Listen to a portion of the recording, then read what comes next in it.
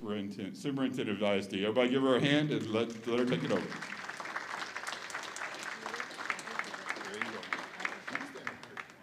No, I'm good. Out and about and around. So, thank you for being here tonight, first of all. I do just want to reiterate just a little bitty fact about what Paul said. My passion is about kids. I got to teaching and learning as fast as I could, but I was a first grade teacher, a second grade teacher, and a third grade teacher. I did loop up with my second and third grade, so I enjoyed that, and I looped back down several times. And then I went up to 7th and 8th grade and taught algebra, which was quite a challenge for me and the kids. So I was there for a little while, and then I went up to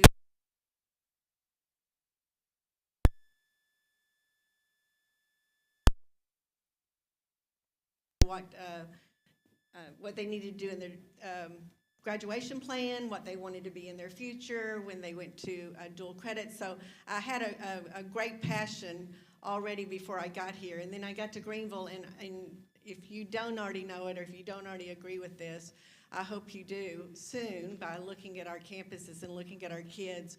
But we have the best kids that anyone could ask for, and we are so proud of them, and I want you to be proud of them as well, because we have some great programs, but before the great programs occurred, we had great kids come, and so I'm very proud of that. I'm very honored to be a superintendent in Greenville ISD, and again, thank you for being here tonight, so we'll get started, okay? I will introduce you. Lance Melton is the architect with Corgan who's helping us with this. So I want to make sure that he's going to speak to the project, so he'll be coming up in a little bit as well. So, and he will be here to answer any questions you might have. So Paul said it, Saturday, May 7th is election day for this bond. GISD board has approved to go to vote $169.4 million. And in that bond is, we wanted to accommodate growth, expand course offerings, and update our facilities. We had a committee that was involved over a 6-month period, and there's a couple of 2 or 3 of them here tonight that may speak. But it was a process, and it was 6 months of hours upon hours going over, want to come on up? Information gathering, feedback and input, potential project reviews, prioritized projects, and then they reached a consensus. And this was over a period of nights to do a consensus over consensus over consensus to make sure that we really did decide on the projects that needed to go to the board first. So I'm going to let, on this slide, we did look at how old our buildings were. And the average age of our buildings is 50 years. And that's the average age. So 62% of them are older than 50 years. So can I add a little point about Please. that? So if you'll back up and look at the slide, one of the things whenever we're evaluating our clients, and that's public education, okay, looking at their facilities, I mean, all of public education is supported by tax dollars. So one of the most important factors of a school district is to make sure they're a good fiscal steward of those tax dollars. So whenever you look at this slide and you see that buildings date back to 1947, 1950s, you've got quite a few buildings. And in the 60s, you expanded some more. The 80s, you expanded. And early 2000s, you expanded. But most of the buildings have been added on to multiple times. So added on to or renovated, okay? And I want you to think about this in your own house, right? Now, the trend in our society today is to just put your house on the market, take as much as you can, and just move to a new house, right? The renovate a house and expand a house to accommodate the programs is very different in a residential life than it is in a school district. But this district has been an incredible fiscal steward of the tax dollars because you're utilizing the facilities far beyond the normal life expectancy of a building. And your house is very different than a school because you don't have 1,200 middle school kids running through your campus 9 months out of the year. So anyway, so. We hope not, anyway. Yeah. So again, the three factors that were contribute to this bond request is the aging of our buildings, the growth that we're experiencing within Greenville, because remember too that it's not just Greenville ISD, it's outside of Greenville that can also come. So that's why we're looking at the whole Greenville market, and then evolving requirements. And we'll talk about some of the Texas Education Agency's requirements that we have never had to adhere to before, and we'll discuss that as the buildings come up. So here we go. Okay, so the proposed projects, just to give you a little background on the planning process. So the committee evaluated all of the needs of the district. Okay, first we had to teach them about how school districts function, School Finance 101, then look at all of the deficiencies within the district. And it didn't just start with the architect's opinion of facilities. We started with visiting with the staff, hearing from the staff, what are the challenges that you experience in the learning environments you operate throughout the school year? Then we documented what the staff told us about the facilities. And then we went out in those facilities and we documented, before the committee looked at the information, we documented all the evidence visually through pictures and documentation and plan diagrams that explained and defined more concretely what we heard from the staff, okay? So then the committee took that information and they evaluated what was needed for the district. They considered all those things. The evolving requirements, let me expand on that a little bit. Many of these buildings were constructed long before Texas Education Agency actually established design guidelines for education facilities. It wasn't until 2004, so keep that in mind. 2004, Texas Education Agency said X number of square feet will be required per student in a classroom, with a maximum number of students in a classroom per teacher, depending upon the grade level. So we were able to evaluate the capacities of all of the campuses in the district, not just all of the deficiencies, okay, and utilize that information to help the committee and the district evaluate needs, right? And some of those needs, I want to paraphrase, that those needs didn't mean immediate needs. Those needs meant this is something that needs to be addressed over time. So the main effort of the Citizens Committee, which was charged by the school board to help the school board out, was to look at all the information and create a long-range facility master plan. And then of that long-range facility master plan, which the board did adopt, part of that is what's on the ballot right now. So just because there's this $169.4 million is a lot of money, but it doesn't solve all the needs for the district going forward. It puts a big finger in the dam for sure, okay? So when we look at Greenville Middle School, so the middle school is 72 years old. The New Horizons High School, once the new middle school is constructed, New Horizons will relocate to this campus. The other thing that will relocate to this campus is the administration, okay? There's two grades currently served by the middle school, and the 6th grade is served at Travis Elementary. So when the new middle school is constructed, it will consolidate 6th, 7th, and 8th into one middle school campus, okay? And then that frees up room, much needed room at the elementary at Travis.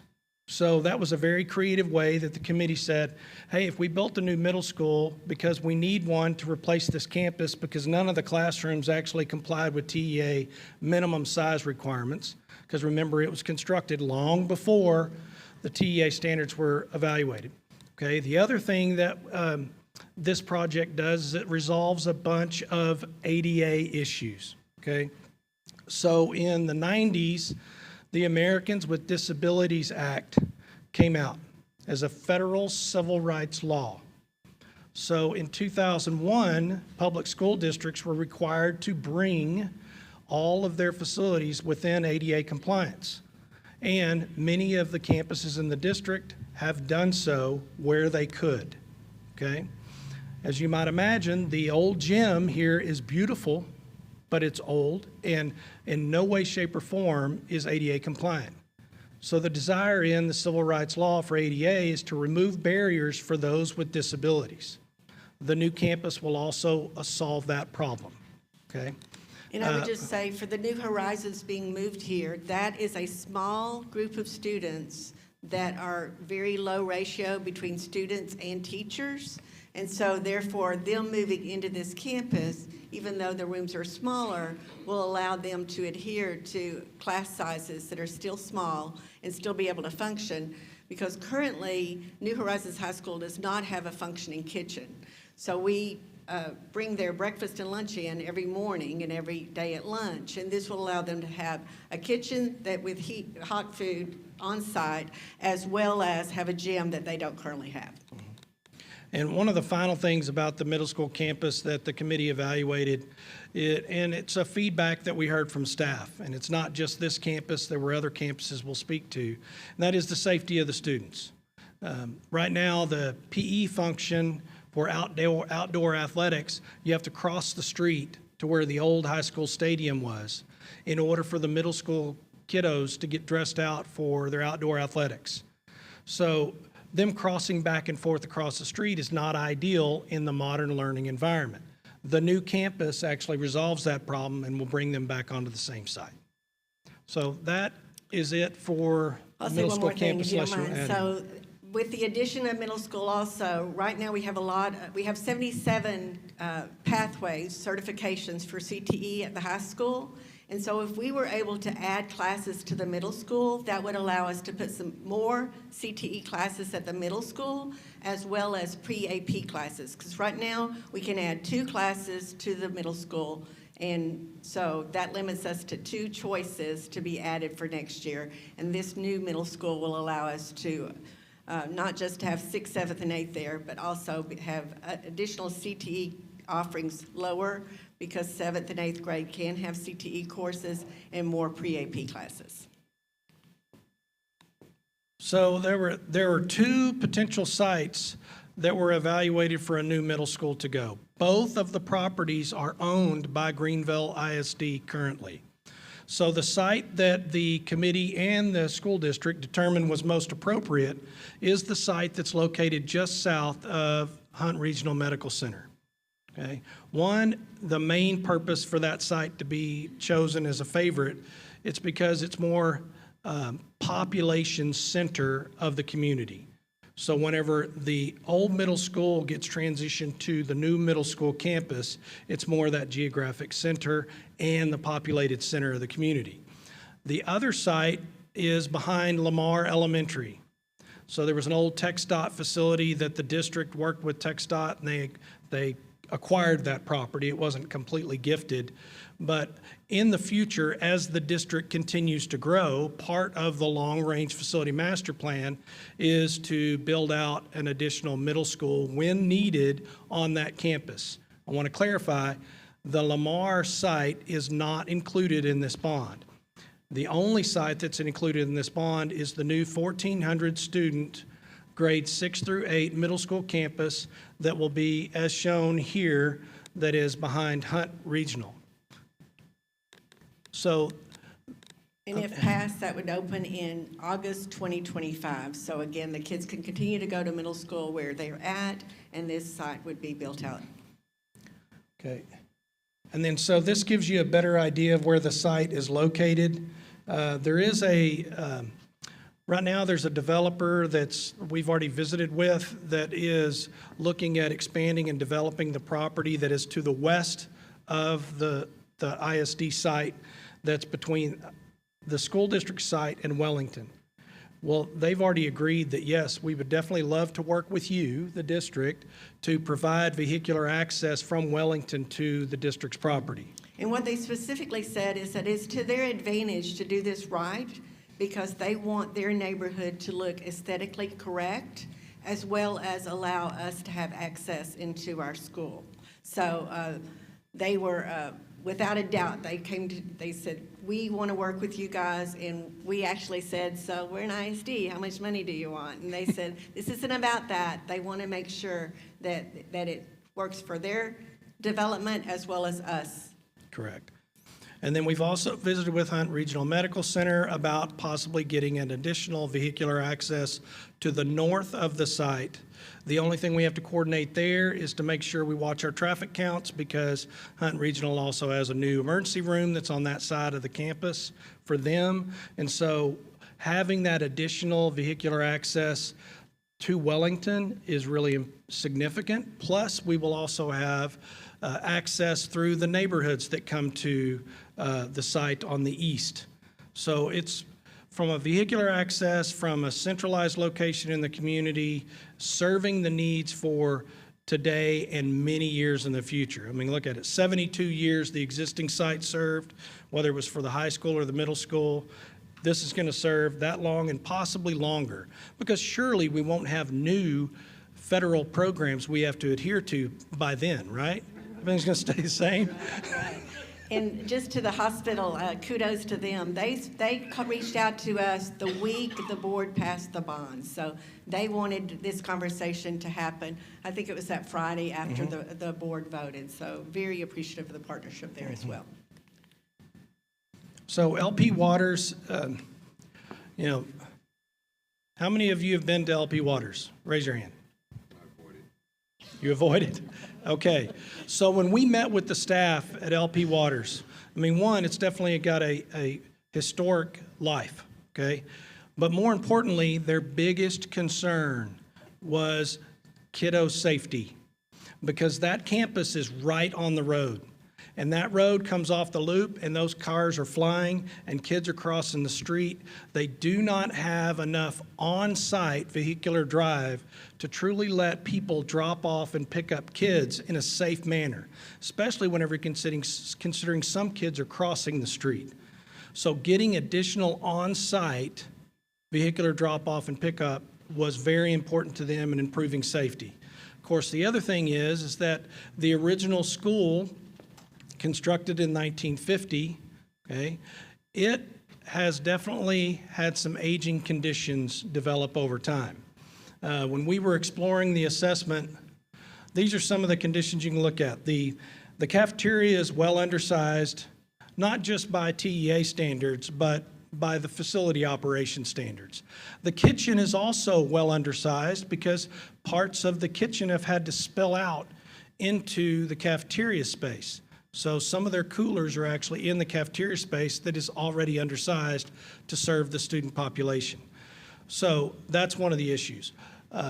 One of the most significant things, probably besides classrooms not being correctly sized throughout the building according to current standards, is the structure that is in the old part of the building, which is the majority of the campus, is a suspended structure. That means that the structure is about 4 feet, the floor is about 4 feet above the dirt underneath. And we had our structural engineer crawl under there.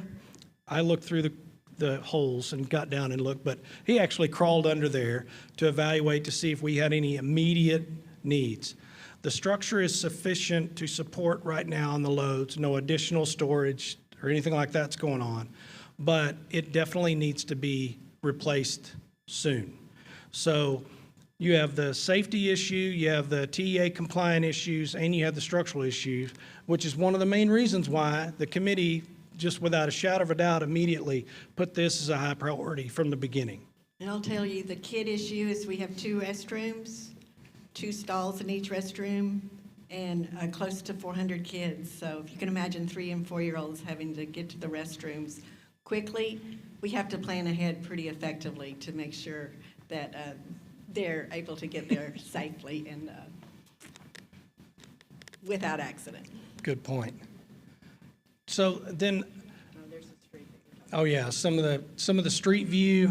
Talk about how it's going to be relieved. It will be relieved. Do we have the site fit plan on here? Yes. Okay, so the existing building is up at the top, what's hatched, okay, and then all the pin lines is where the new drives would be, okay, and then the box of the building that is identified in yellow is just a site fit study to see how it could work. So the baseball field that's behind the school now will actually be the site of the new school. And that all belongs to the school district, so it all works out, which obviously will provide a lot more relief from the street for student safety. And it will allow the new building to be constructed while the existing building remains intact and functioning until the new building is open and the students and staff can move into that building, and then the demolition of the old building would occur. So, okay, another component since 2015, okay, the International Building Code, it's been something that's brewing for a long time. Who likes tornadoes? Right? Nobody likes tornadoes, and we especially don't like tornadoes when our kids are away from us, right? So in 2015, the International Building Code adopted standards, which it wasn't something that our industry took lightly. We really wanted to make it appropriate, so there is a line that's drawn in the state. Not every school district in the state has to put in a tornado shelter. If you live in Austin, Texas, you don't have to have a tornado shelter. You have weird people, but you don't have to have a tornado shelter, okay? But in North Texas, we have a line, and it's basically judged by the number of F2 tornadoes that touch down on average over a 5-year period. So we are in that line that's above that point, and so any new major addition or new school will have to have a tornado shelter compliant with the 2015 building code, which anything thereafter. And since then, now there's a 2021 building code, but it's still the same requirements, okay? And that will accommodate all of the children that's in the max capacity for the school, along with the staff and a percentage of people that might be visiting, because all of you people will come read to the kids, right? So you will, if you go read to the kids, then you'll have a tornado shelter to go take refuge in. So, and then the new high school, right? That's what we heard from the staff. You know, once I started working with the district about 3 years ago, they were like, you know, this is our new high school. I went, new? This thing was built in the 80s. That's not new. Well, it is to us. It's like, okay. Well, one of the things the committee threw out, like maybe third meeting, was we need a new high school, right? And I was like, well, I thought this is the new high school, right? It's only 40 years old. Well, we took them seriously and said, okay, if you wanted to look at a new high school, what would you do with the existing high school that you have now? Well, we convert it to a middle school. Well, you just, in the 2014 bond, you just put in a fantastic CTE center in addition to the high school, right? Well, we looked at it and listened to the staff and identified, okay, these are some challenges that the campus has, right? It needs some beautification on the outside. It definitely has a bunch of lockers on the inside that are no longer used, so we can get rid of the lockers on the inside of the building. There are a lot of finish updates throughout the building that are needed, okay? And so it was like, well, would this campus serve the district long-term when we're looking at capacity? And yes, this campus can serve the district long-term. Matter of fact, in the long-range facility plan that ended up, this campus could be expanded to accommodate 2,500 students. So there's no reason why this campus can't continue for at least 30 more years. It's in good shape. Yeah, and so when this campus was built, we had textbooks that kids had to carry on their back, or they had to put it in their lockers and come out. And now you know, or I think you know, textbooks are now online. So they have their Chromebooks in their rooms, so they're able to look at textbook electronically now. So we were asked, could we sell these lockers? And so, yeah, that makes sense too. Because they're really, really nice lockers, and there's a bunch of them. So, we want to recapture that space because we were told as we developed our portrait of a graduate that kids need to be collaborative, team problem solving, and be teamwork together. So by freeing up these spaces, we know now through conceptual design that we can have students throughout, everywhere there's a locker, we can have a problem-solving collaborative space that will assist them in having that interaction that we want to make sure they're able to have. So it is maximizing the footprint that you currently have to provide instruction everywhere throughout the campus instead of a hallway, right? You still have hallways throughout the building. The other thing that is going to be done in this is updating restrooms to make them ADA compliant throughout the building, because even though it's the new high school, it predates ADA, okay? And we're also going to put in LED lighting throughout to where we can make the building more energy efficient, not just today, but for the years in the future. And then there's one thing that's common. I forgot to mention this. So when we're visiting with the staff, okay, and this is kind of true of most of public education, they just don't complain. The staff just go and teach the kids. They do their job, right? And even whenever we're visiting with our committee, we're challenging our committee when we go tour the buildings. We need you, when you walk into a campus, they're constantly focused on the teacher or their child. They're not really focused on the environment. And so we challenge them to back off of the individual and the person and look at the environment. Okay, we had to do the same thing with their staff. And they're so connected to these buildings that they're very attached, right? And they deserve to get the improvements. They don't ask for much. They really don't. But the idea came from the principal. What is it that we can do in our high school campus that would give me more instruction space, right? Remove the lockers. And they do get that. And just to the ceiling tile repair, I have to tell you, because it is a 40-year-old building, there's an air pocket between the roof and the tiles, and it looks like possibly that the solution probably 20 years ago was to put bricks on top of it so they would stay down. And this last windstorm, was it 10 months ago or so, they started bouncing, and that bricks came down, those bricks came down. Nobody was in the campus at the time, but we figured it was time we need to remedy that problem as well, right? Mm-hmm. Yes. Here's a rendition of the second floor. It's a very similar, just again, collaborative problem-solving areas for students. So then the ag facility was something that was on the plan for 2014, but did not make it into the proposed bond package for 2014. And so one of the things that the committee and the district brought up is we still need to go back, reach into our bag of needs from our previous planning sessions and pull that forward and revisit it. So part of what was discussed, and not only this is the previous concept that was developed for the 2014 bond, but what they want to do is provide multiple pathways. It's not just a place to store animals, okay? It is something that kids can learn how to be a vet tech, okay? So it's an instructional facility. It's not just a place to store animals.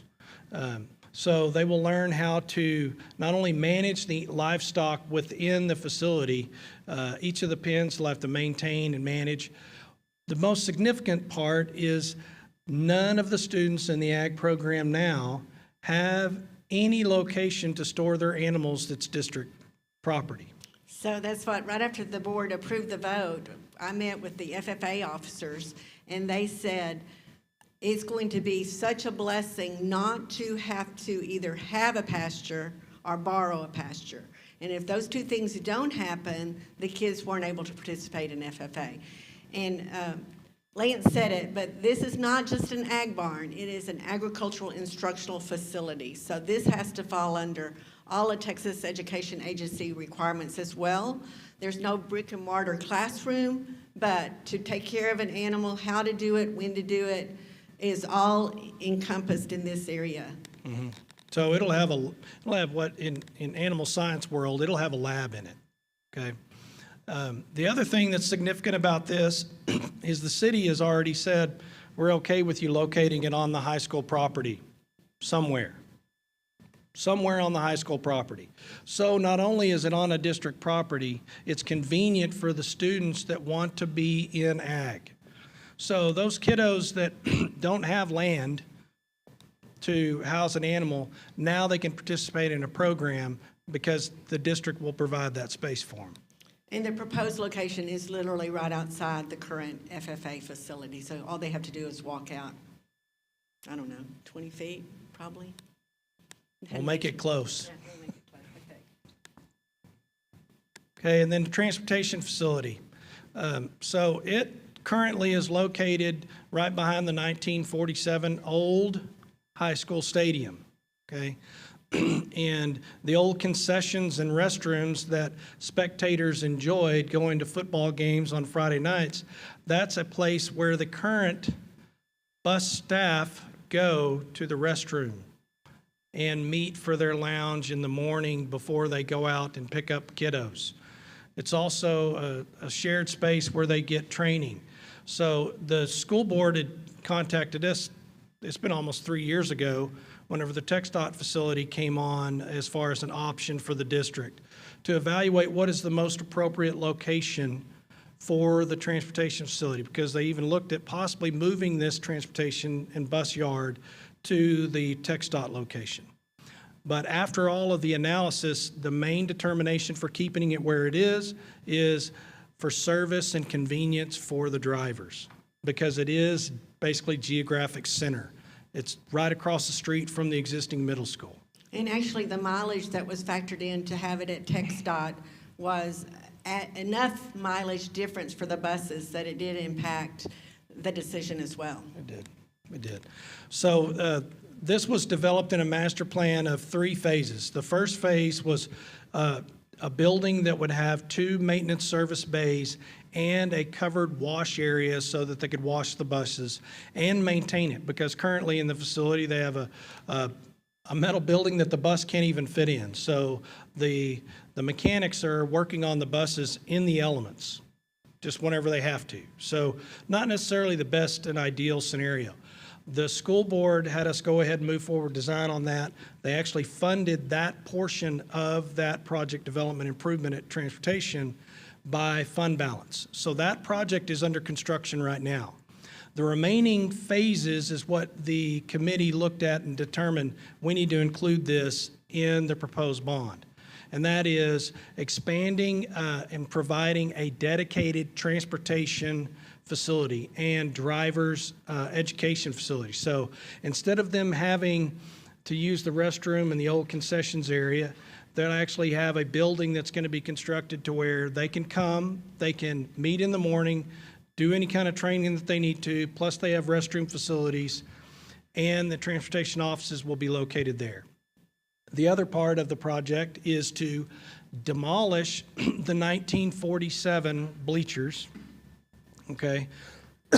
And then that will provide additional parking space for the buses, because the district is growing and the quantity of buses the district will have will continue to grow as well.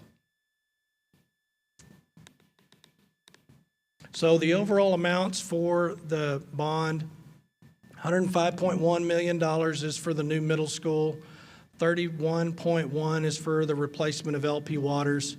High school renovations is 23.6 million. Ag facility is 6.5, and transportation services is 3.1. So the one thing I want to point out about the projects, this is project cost. It's not just construction cost, okay? Because we have to wait until we have the voter approval for the district and the committee's proposed project scenario. Do we have the how to make a project budget? Okay, so these project costs include construction cost. They include a foreseeable inflation between now and the time the project's bid. Okay, so once the voters say, I approve of this, right, then the district will move forward in design with us, okay? We will have the engineers and architects will work on the design with the staff. We'll also involve the students and the community, depending on which project we're talking about. And then those projects will get designed. It'll take about 9 to 12 months, depending on the project, to get the projects designed and out to bid. Then construction will start, okay? The new middle school will take longer to construct than any of the other projects, okay? But by 2025, we're looking at the entire bond being completed. So that includes not just the construction, it includes escalation and for inflation, It includes architects and engineers' fees. It includes permits, okay, any construction material testing or site engineering. It also includes furniture, fixtures, and equipment, and technology, and security. So any of those dollars are included in that lump sum cost. And I'll just say the part that he said that won't have too much involvement is the transportation, because it's already drawn and ready. So that one is otherwise we will have feedback from many on what that design looks like. So we have completed a demographer study that will be presented at the April 19th board meeting, so I want you to know that's coming. In the meantime, the mayor and economic development let me borrow some of their slides from the presentation the mayor did for the state of the city. And so, so this is the information we have now. It's on our website. This whole presentation is on our website. And once the demographer presents to the board Thursday the 19th, it'll be on our website Thursday night or Friday morning. Tuesday night or Wednesday morning. Our board meetings are on Tuesday. So 535 new houses were built in 2021. You've seen them. You've seen what it's done to traffic. 4,300 home sites are planned within the city limits. And again, the demographer's report will talk outside the city limits as well, because we do want to look at those numbers to make sure that we have schools that people outside of Greenville ISD lines want to come to. LINES. Over 35 home sites are planned within or near. And then I think it's important to note that the economic development has brought in a bunch of new companies that we're really, really excited about. And with those companies come families, buy new homes, and want their kids to go to a great school district. And then the cities that are here are also investing financially and building their hiring base, and so that too makes us know that we're going to grow as a city, and we need to make sure that we have seats available for kids that are coming in.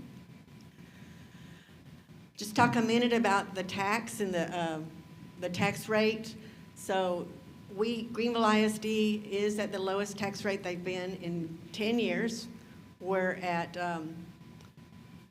1.12.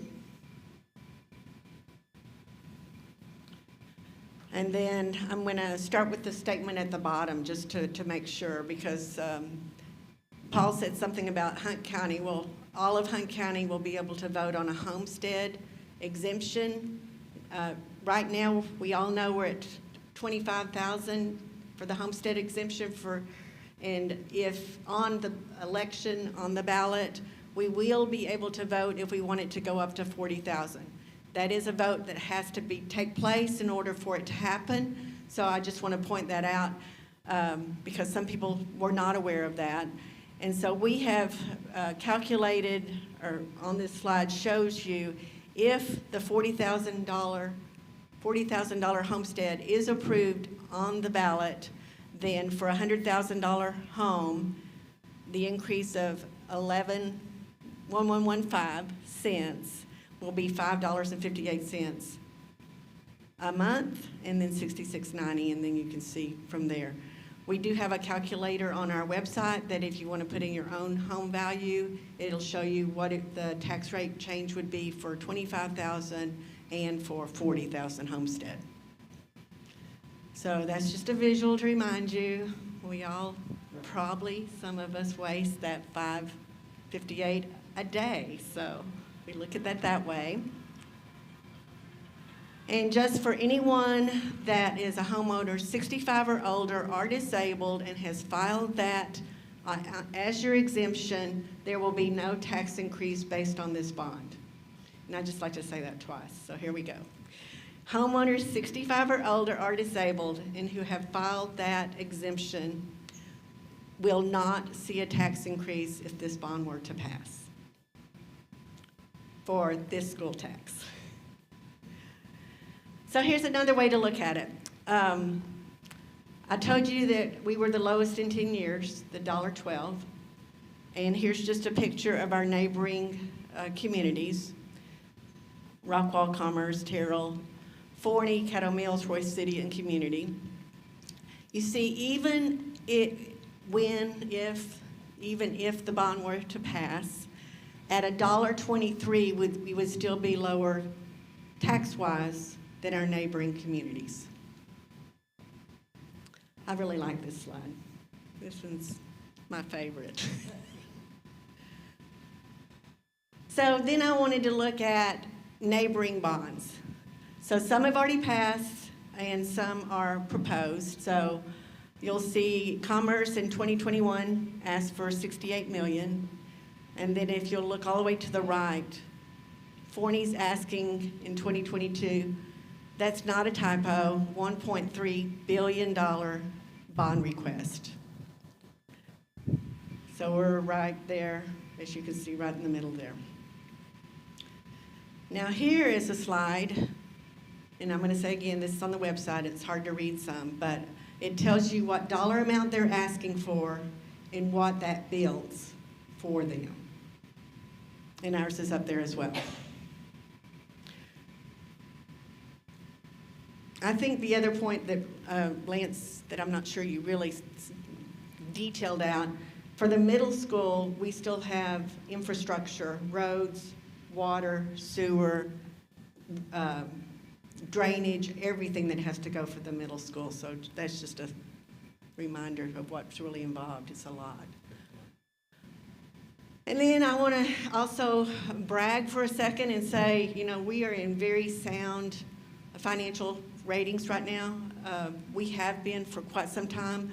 One thing that our financial advisor will tell you, if he were here, he would tell you that the reason he was able to quote the bond impact is because there's people with our bond ratings, and again, AA3 for Moody's, A for S&P, A for school finance, and AAA bond ratings. He kind of socialized it out, and they want to loan us this bond. So the bond opportunity is there based on our financial standings. And then in 2020, the GISD trustees took advantage of our great credit rating, and we were able to get us a refinance bond savings of $20 million. So we're really, really proud of that opportunity that the board agreed to go forward with. And then we've covered a lot. There's been a lot of ground covered over the last 7-8 months. So on our website, greenvillisd.com, there is a last tab on the right that says Bond 2022. Oh, forgot to tell you, what happens if this bond doesn't pass? Well, some of you may or may not remember, but you have people that do remember. Do you remember Camp Bowie, the portables on the 5 acres next to the high school? So we will have to expand through portables. And so we just conservatively, a portable for two rooms, no restroom, no plumbing, no electricity, no awning, no sidewalks, would be $100,000 just for the shell. And then everything else will be on top of that. And again, the Camp Bowie was 5 acres. I'm not sure exactly how many portables was there, but I know they were pretty crowded, and that they had to have their assemblies out in the parking lot. So that's what we will have to go to be able to make sure that we have classrooms for students. So Paul said it, April 25th through May 3rd is early voting. Election day is May 7th. Remember, I'll say it a third time, 65 or older, disabled.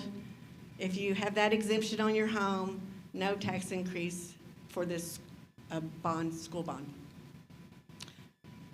Any questions that Lance and I can answer toward the facts for the district? How did the district go so long without doing these improvements for the ADA and meeting code and all that?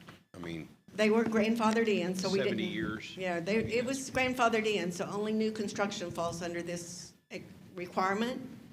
And so, and we had great maintenance and operations people that kept it looking good. So, okay, so ADA is civil rights law, right? So the moment it was enacted, it meant you were either in compliance or not in compliance. So, yes, whenever you build new construction or renovate a building, you're required to bring it into compliance. As long as you don't renovate, you're fine. As long as you, well, there's no such thing in a civil rights law as grandfathered in, okay?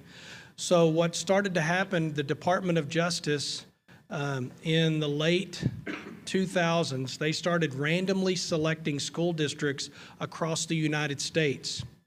And what they would do is they'd come in and they'd call it a PAR review. What PAR stands for, I don't remember. But anyways, Department of Justice is coming into the school district and they're going to identify where the school district is in compliance or not in compliance.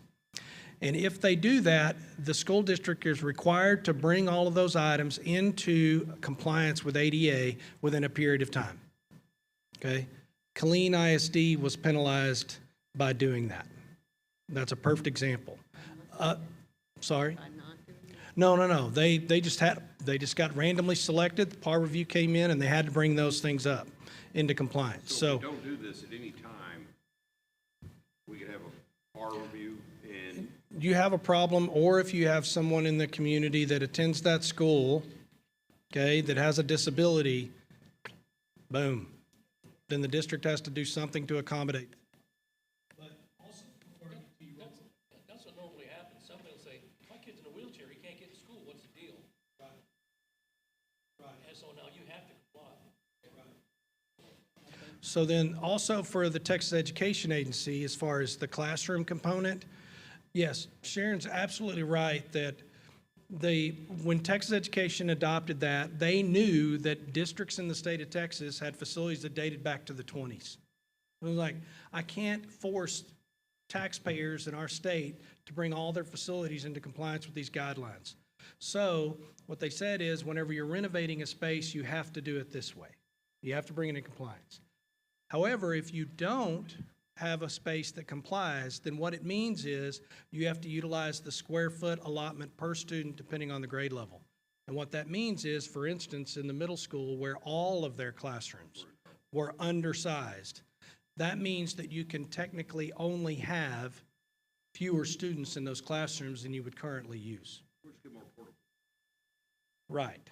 Or you have a bunch of portable buildings. Yeah. So what's the tally on portable buildings?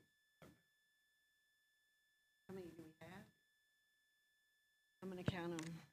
I do want to say that portable buildings was not factored into the capacity. So we have 2 at Crockett, none at Carver, because I can't find a spot on there to do it. We have 4 at T6. No, middle school is what I wanted to say. 4 at middle school, or 5. We have annexes at middle school. And then T6 has like 3 or 4. And then they also have annexes, probably. And none of, no, then that's what it costs to buy them. That's what it costs to buy them, and those are not in any shape to mobilize them, so they cannot be moved. Oh, well, I'm glad you said that. So DI has moved to King Street, I could say that. So the DI team has moved to King Street, and that's who, they work at night and on weekends to do their DI projects now. So I'm just gonna, I'm sorry, I'm gonna say, forgot to say, Friendly News is recording this, and so they need us to come up to the microphone to ask a question. So if you can do that they would appreciate it, and so would I, so. Or we can bring it to you and hand it to you. Part of my wellness plan. Thank you. Lamar has 4. 2 here and 2 here. You said you planned for the inflation to have an effect on it. Were you planning for the inflation we have now? What we used is the construction cost basis as of the middle of January, okay? Because the recommendation to the board happened in early February, right? But from that moment on, we utilized escalation. We didn't just take it from our own data, we also reached out to multiple contractors and looked at what everybody else is seeing. In history, okay, if you did 6% per year in a school district, you were probably okay. Not now, okay? And we have some districts that are saying, I'm not comfortable with doing anything less than 12% per year. We have plugged in 8% per year escalation to help us get to where we would think we would be in the future. Because I don't know about you and all you people that are financial people in the room, if the market continues the same way it is right here, everything's gonna stop anyway. So things are gonna have to start improving, otherwise we will hit another 2008, 2009, and it'll be even sharper. So I wasn't incredibly liberal with the 8%. Trust me, I'm a little nervous about it, but I still felt like it was the right thing to do. Because I didn't want to push it too far, pull it back. You have the numbers here at 6690 for 100,000. The way our tax assessors around here jack up our tax prices every year, this price might be good for 1 year, but the way taxes go up around here at the assessor's office doesn't include this at all. When you talk about inflation, we have a real, very generous tax assessor who believes everything goes up every year. And I've heard a lot of my neighbors and all complaining that's gone up a lot. So this 6690 is right now. And with the prices going up the way they are, although what you say is true, we might be looking at 2008 again, it isn't reflected in the way the taxes go up. That's correct. Is there anybody in here that's a financial guy? Because I will tell you that what you're facing with your appraisal district, it's what everybody else in the state is facing. Go ahead. I'm Bobby Stovall, I'm the Hunt County Judge. It's not the appraisal district's problem. It's your state representative and your senator. The school, listen to me, the school funding law in the early 2000s requires all appraisal districts to appraise property at 100% as determined by the state comptroller that comes out and audits every year. If they do not reach that mark, the school districts lose school funding. We had that problem in the 2000s when we had about 5 school districts in Greenville that lost all their state funding. I understand that. The thing is, We need to go change the law. I mean, when you ask people here, you get two different sides of the story. Talk to the tax collector, he says one thing. You talk to the tax assessor, and he says he doesn't do it, an independent person does. You talk to someone else, and they say, no, it's them. So we need a straight answer on that. straight answer is appraisal district appraises. The entities set the rates, and the tax assessor collector collects the money. Well, And it that's- seems we always get we get 2 or 3 answers every time I ask a Well, that's- question. that's- And I do it every single year because they keep jacking my taxes up when I have not made any major improvements to my property, and yet my property taxes still go up. But the average price of homes are going up about 18% a year. Well, my house sure as hell didn't go up 18%. I wish it did. I'll sell it to you if it did. I don't want to buy any houses, thank you. So remember, if you're 65 and older, okay, I'm not saying how old you are, but if you are and you do have a homestead exemption, the rest of your taxes may increase as far as the values. But this tax rate will be frozen for you, okay? So, and that's key, because it doesn't mean that the appraised value of your property won't continue to go up. The other thing on that note that some people will ask, and if Doug Witt, the financial advisor, were here, he would tell you the same thing. The Fed has been looking at raising basis points on the interest rate, right? So interest rates have been at historic lows, right? We said that 4 years ago. Interest rates can never get lower, and then they went lower, right? Well, Doug Witt, being the financial advisor that he is, he said, we've hit bottom, right? So the interest rate that he has plugged in here is not at the lowest interest rate that is available in the market right now, because he has to wait until the taxpayers say you're approved to move forward. Then once he has taxpayer approval, then the school board can authorize issuance of the bonds. So he has to use a little crystal ball in figuring out what is the interest rate going to be And then he's also evaluating the appraisal of your community going up at a fairly conservative rate. When I say fairly, Doug's conservative. Because the most important thing he has to ensure is that the school district is still fiscally responsible and able to pay those investors back, which is the reason why you have such a good rating. So your appraised values, as he's got plugged into his model, are such that, and the interest rate is also listed at a conservative value. So there is a pretty good chance, should the bond pass in May 7th, okay? When the bonds are actually sold, and probably it'll be late June, early July, okay? When the bonds are sold, then you will probably get a better interest rate than he's got plugged in, okay?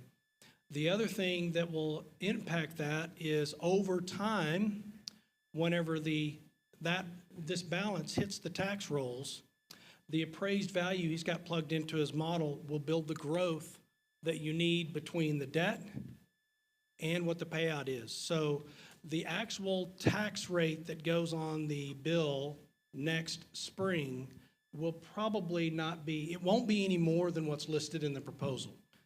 It will probably end up being less based upon the conservative value that he has, okay? Does that help? Oh, yeah. Okay. You're gonna answer this one. This might, you almost made it No sound. one over 65, no. No, yeah. Woo-hoo. You almost made it sound like all the restrooms in the high school will be renovated and all the lighting in the high school would become LED lighting. Is every restroom going to be renovated and every light going to be changed? Good question, John. So there were restrooms that were done as part of the 2014 bond, okay? Those don't need any work, right? It's only the restrooms that are in the older part of the building that need to be brought into ADA compliance. Those are the restrooms that are in there. Right now, we have a budget in there to replace all of the lighting in all of the older portion of the building. That's right. Good question. Do you have any more, sir? Okay. It's okay. What guarantees do we get? And the reason I say this is because the taxpayers had a bond issue, and we built a new jail, it's falling apart. We redid Traders Road. I was in that next room over there 20 years ago when they talked about the grand plan to do all the roads and all. They finally did Traders Road, it was nice, it's falling apart, and it's obviously being paid for by the city, from what I understand. The contractor's out of business. You talked about LC Waters, is it, and traffic? What about, you just did, what's the school in 1570? Is that Houston? Lamar? You have Lamar over there. The traffic over there is terrible. It's all spilled out into 1570. So obviously that wasn't planned too well. What kind of guarantees do we get that we're going to get this right this time?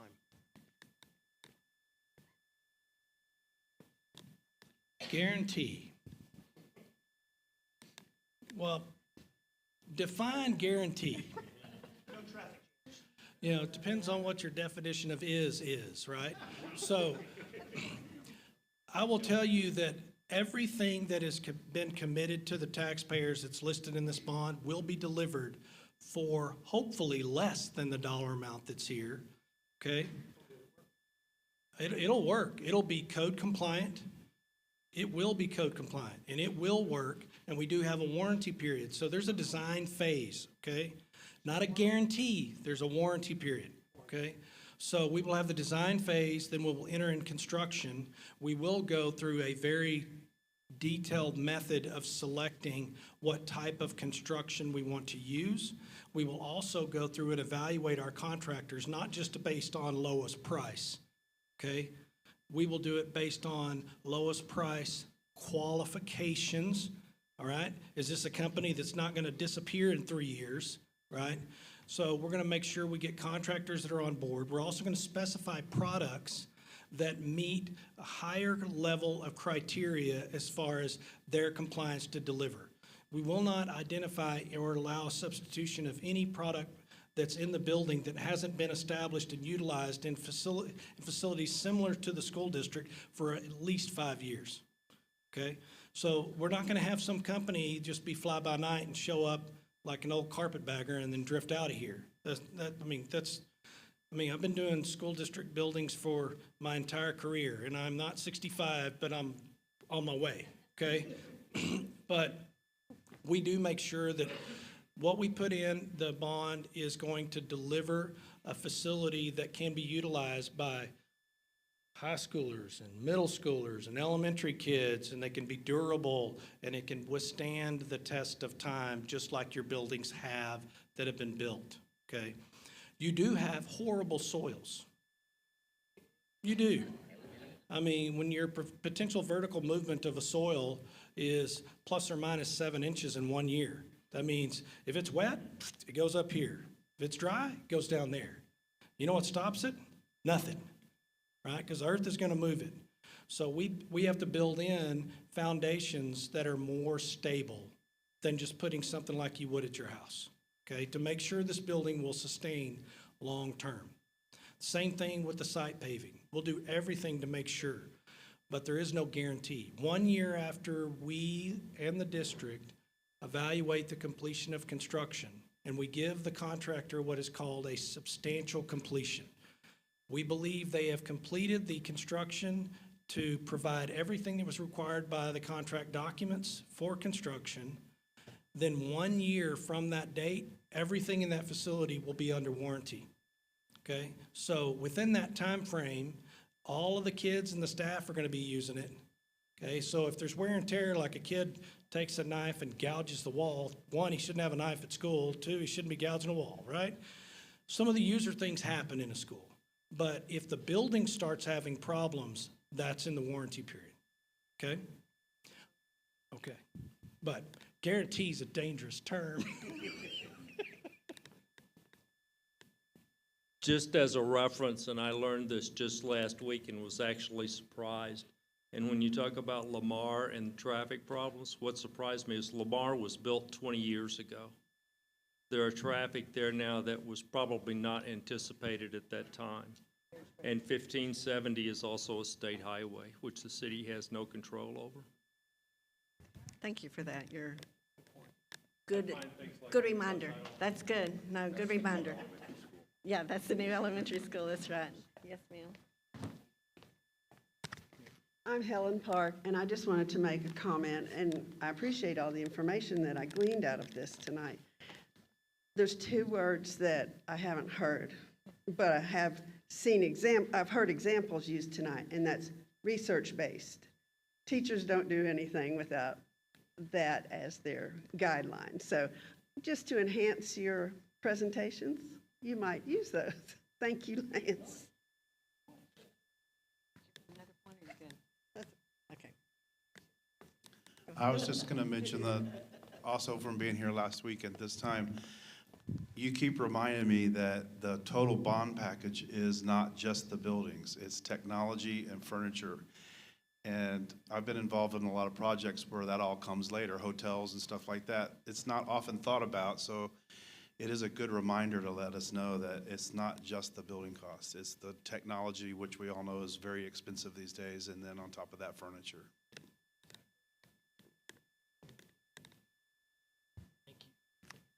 Anything else? Yeah, we said security earlier too, yeah. So you're exactly right, definitely right. Okay, so this completes the information portion from the district. Thank you so much for being here. We really appreciate it. So, you gonna say something? Does anyone else speak? Okay.